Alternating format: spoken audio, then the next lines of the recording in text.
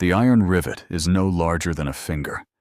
It lies on a damp shoreline, half buried in black sand, forgotten by the tide and ignored by the centuries. For nearly 1,000 years it has remained there, motionless, a tiny fragment of metal, a trivial object, something that appears to belong to a ship. But that assumption hides something far more interesting, because the Vikings did not conquer distance with ships. They conquered distance with logistics. And that is a very different story. Most people imagine a Viking longship as a weapon, a dragon-headed vessel emerging from fog, a machine of raids, violence, and sudden arrival. The image has become so powerful that it almost obscures the reality. The longship was certainly a weapon, but weapons do not cross oceans by themselves. Weapons do not organize supply chains. Weapons do not calculate risk. Weapons do not solve the problem of sustaining human beings hundreds of miles from home. The true achievement was not the vessel cutting through the water. The true achievement was everything that happened before the vessel ever left the shore. And that story begins not at sea, but inside a forest. Long before a Viking sail appeared on the horizon, a tree was growing somewhere in Scandinavia. Winter after winter, storm after storm, adding another ring, then another, then another. The tree was becoming something valuable without realizing it. Not timber. Potential. Because a longship was not simply built, it was assembled from decisions that had begun decades before construction even started. Shipbuilders searched for naturally curved wood, not because they lacked tools, because nature often produced stronger shapes than humans could carve. A branch joining a trunk created perfect angles for ribs. Twisted roots became structural components. The forest itself was already performing engineering. The shipwright merely learned how to recognize it. And this reveals the first hidden truth about Viking logistics. The process began with information, not materials, knowledge, an intimate understanding of landscapes, seasons, growth patterns, and resources accumulated across generations. A Viking longship was partly wood, but it was also compressed memory. The memory of people who understood their environment so completely that they could transform geography into mobility. And mobility would become one of the most powerful forces in human history. Because distance is rarely measured in miles, distance is measured in difficulty. 100 miles can be impossible. 1,000 miles can be easy. Everything depends on transportation, and transportation changes civilization itself. The Vikings understood this long before economists, historians, or political theorists would develop formal language for the idea.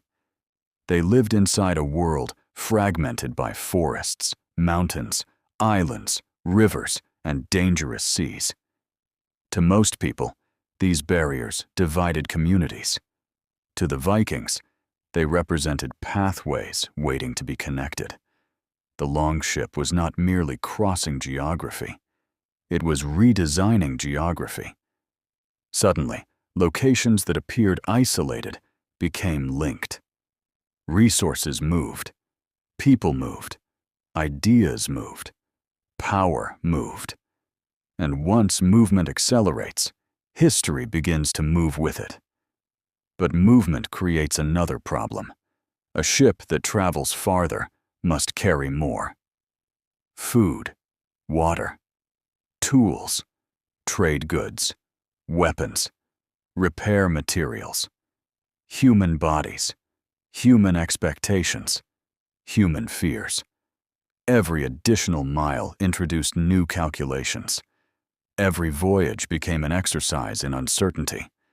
Modern audiences often underestimate how terrifying this uncertainty was.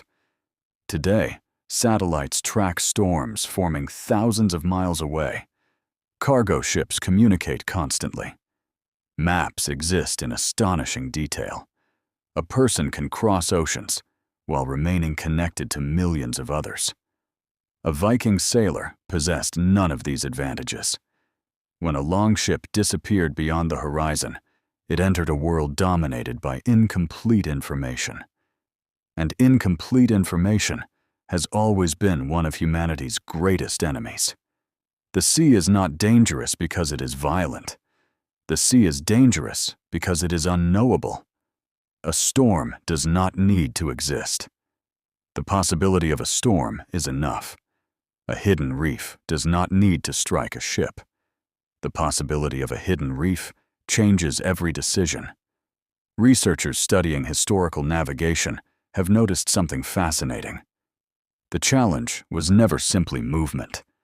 The challenge was prediction, the ability to anticipate conditions before they occurred. In a sense, Viking logistics was an enormous system for managing uncertainty. Every supply decision was really a prediction.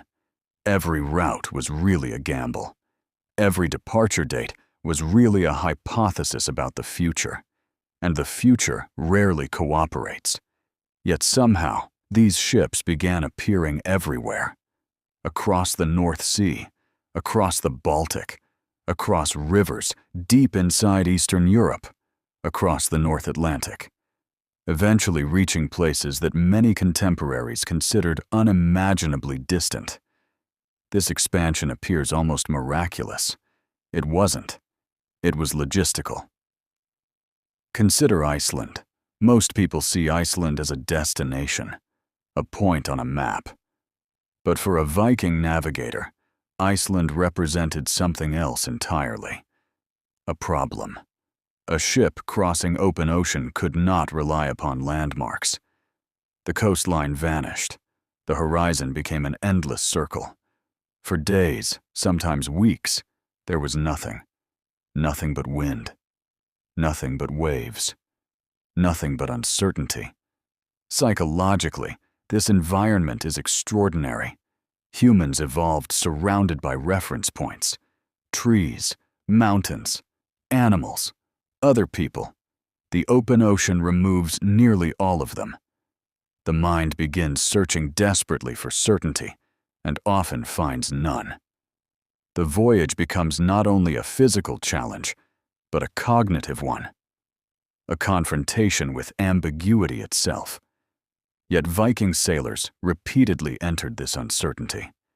Not recklessly, systematically.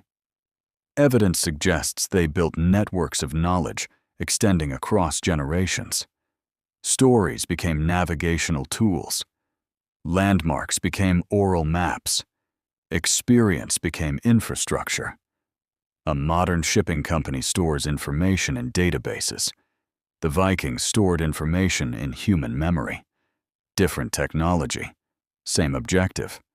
Reduce uncertainty, increase reliability, expand reach.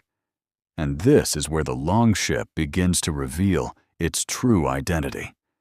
It was not merely transportation technology. It was an information technology. A machine designed to convert knowledge into movement.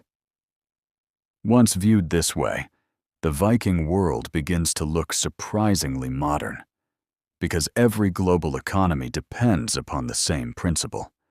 Information first, movement second.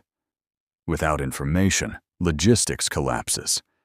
Without logistics, civilization contracts. The Vikings understood the relationship intuitively, and intuition can sometimes arrive centuries before theory. But perhaps the most remarkable aspect of Viking logistics was not how ships moved. It was how they stopped. History often focuses on voyages, the departures, the discoveries, the arrivals. Yet arrival is only half the equation. A ship reaching a distant shore still faces a fundamental question. Now what?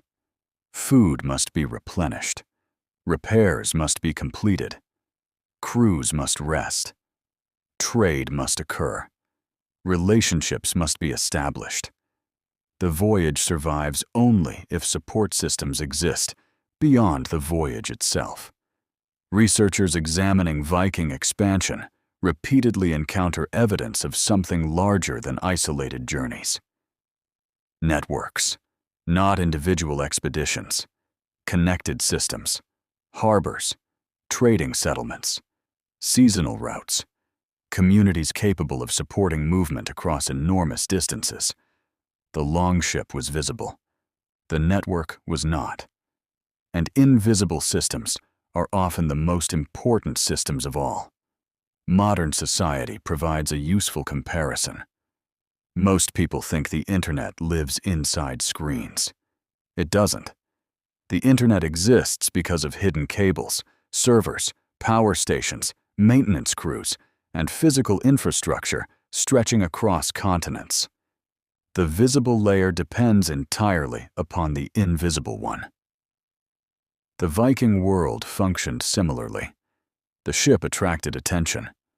The logistics sustained reality, which leads to a deeper realization. Perhaps history itself has a bias. Humans naturally notice dramatic events, battles, kings, explorers, conquests. We remember the visible peak. We forget the invisible foundation beneath it. Yet foundations determine outcomes long before outcomes become visible. A victorious raid begins with food storage. A successful exploration begins with resource planning. A civilization's expansion begins with logistics. The spectacular event is often the final chapter of a much longer story. And nowhere is this more apparent than in the story of Viking longships. Because when archaeologists excavate these vessels, they discover something strange, not evidence of chaos, evidence of organization, standardized construction methods, sophisticated engineering, material planning, adaptations refined through generations. The image of spontaneous adventurers dissolves.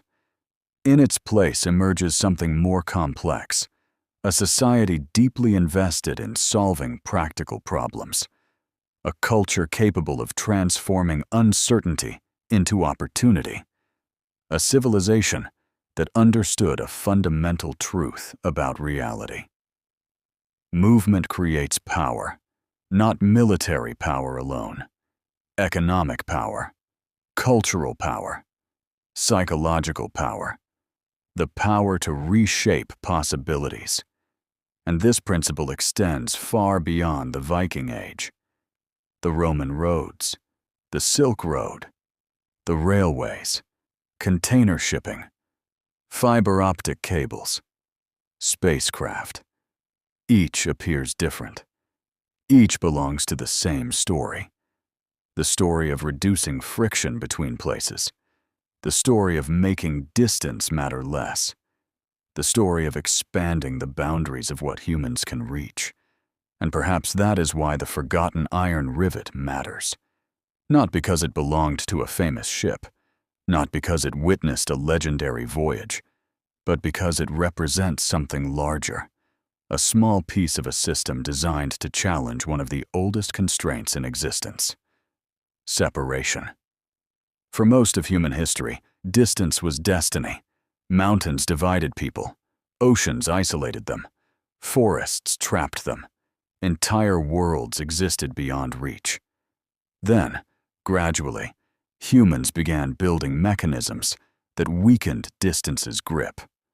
The Viking longship was one of those mechanisms. A narrow vessel of wood and iron, simple in appearance, revolutionary in consequence. Because every civilization is ultimately engaged in the same struggle. Not against enemies, not against nature, but against limitations, against uncertainty, against the immense spaces that separate one possibility from another. The Vikings crossed those spaces with longships. We cross them with technologies of our own, different tools, the same impulse. And perhaps that is the most unsettling realization of all. When we look at a Viking longship, we think we are observing the past, but we may actually be observing something timeless. A species staring across an unknown horizon, calculating risk, gathering resources, sharing knowledge, building systems, and convincing itself once again that the distance ahead can be crossed, not because success is guaranteed, but because remaining still has never been enough. The ship leaves the shore, the horizon remains silent, and somewhere beyond that line between certainty and mystery, history begins moving again. Like and subscribe. See you in next.